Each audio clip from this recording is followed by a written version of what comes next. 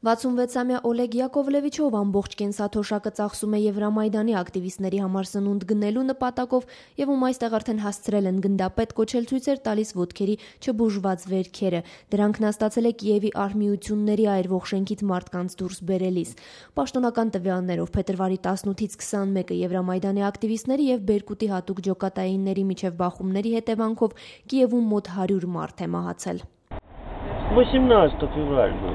Это вот здание горело? Да, это я спасал.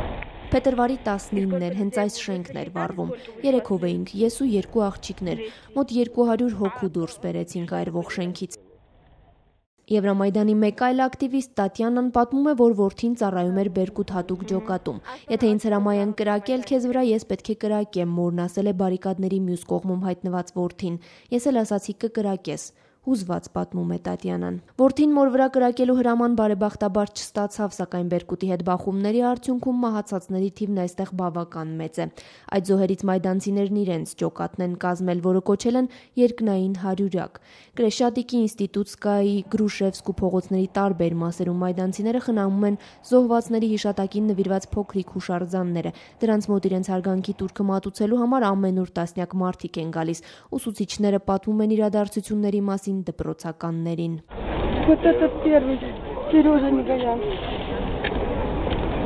Вообще герой. Вообще герой.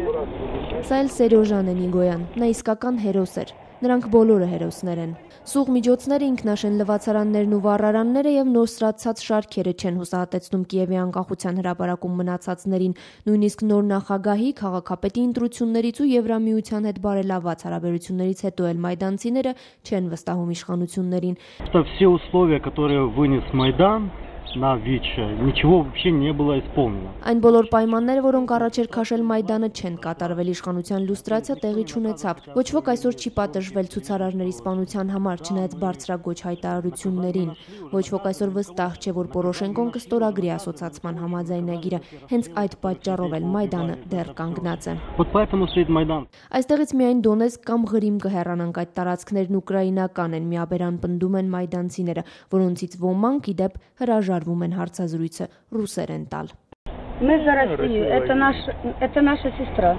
Ага. А Крым? Против Путина.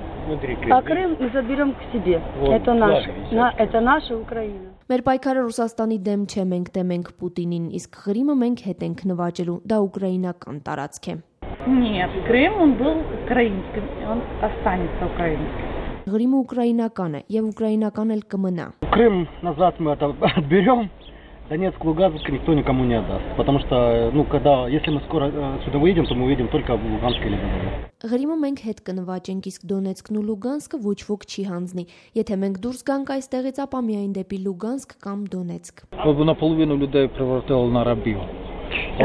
Ես ներողություն եմ խնդրում, բայց ձեզ չեմ հասկանում, քանի որ ուկրաիներեն չգիտեմ։ Եթե կարելի է ռուսերեն խոսենք։ Власне до мене.